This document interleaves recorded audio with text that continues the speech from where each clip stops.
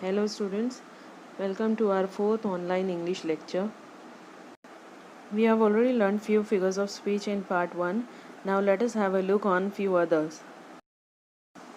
Let us begin with alliteration.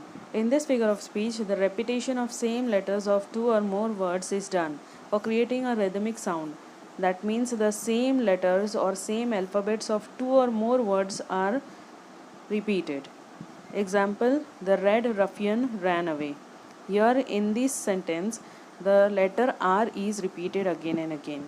The second example is, an ant ate the small piece of cake. Here in this sentence, A is repeated again and again. Next one is repetition. It is a figure of speech where a word, a phrase, or a full sentence is repeated. For example, O Captain, my Captain, our fearful trip is done.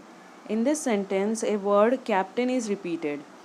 Second example, keep fit, little man, keep fit. In this sentence, two words keep fit is repeated. Next example, and miles to go before I sleep, and miles to go before I sleep. In this sentence, the whole phrase, or you can say the whole sentence, is repeated. Next figure of speech is antithesis. Here in this figure of speech, two opposite words are used in the same sentence. For example, he wants nothing but everything. In this sentence, nothing and everything are the opposite words. Next example, a foolish friend is better than a clever enemy. In this sentence, foolish and clever are the opposite words. Next, we will go to tautology.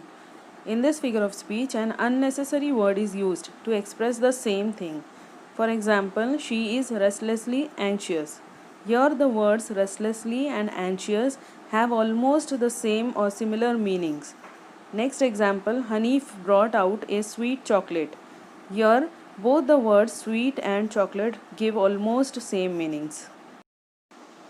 Next one is transferred epithet. An epithet is kept before another word instead of the right word for emphasis. Here actual meaning of epithet is an adjective. That means an adjective is placed before another word in order to give the emphasis to the sentence. For example, he sat on the tired bench. Here, tired is an adjective or epithet which is placed before bench. And here the bench is not tired, but he is tired. We'll go to the second example.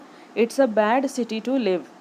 That means bad is the epithet or adjective which is placed before the city. Here city is not bad, but actually the people or the environment is bad. Next figure of speech is metonymy. Here a thing is spoken about in an indirect reference. Metonymy means change of name. Let us see the examples. First one is, the land is our destiny. Here we actually mean to say that the country is our destiny, but we have given another name to country, that is land. Next one is, I have read Shakespeare. We actually mean to say that I have read the works of Shakespeare, but we have just told I have read Shakespeare. Next example is, the whole class went out to play. We mean to say that the students went out to play, but we have given another word to students, that is the whole class. Next figure of speech is euphemism. Here, an unpleasant thing or happening is expressed in a pleasant way. That means something harsh is spoken in a mild way. For example, his father passed away last night. Here, this sentence actually means his father died last night, but we have said it in a mild way. Please come to the point. Here, this sentence means please talk about the main topic. That means we have said it in a mild way. He doesn't always speak truth. That means he always speaks lie. But we have said it in a very mild way. Next figure of speech is climax. Here, things are kept in increasing order of importance.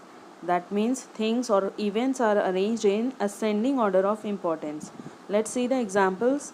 First one, house, family, happiness, sorrow. Next one, they come, survive and thrive. The third one is, I came, I saw, I conquered. That means the increasing order of importance is given to the events. Next one is anticlimax. This is totally opposite of climax. That means the things are kept in decreasing order of importance. That means the things or the events are arranged in the descending order of importance. Let's see the examples. First one is pass through river, waterfall, stone. The next is honesty, goodness, and simplicity. So we can see that the things are in the decreasing order of importance. Next one is inversion.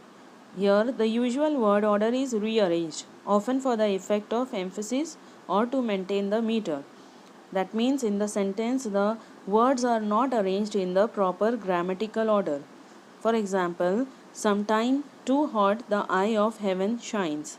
In this sentence, the words are not arranged in the proper grammatical order. The correct order is sometime the eye of heaven shines too hot. In the next sentence, and often is his gold complexion dimmed. The correct order is and his gold complexion is often dimmed.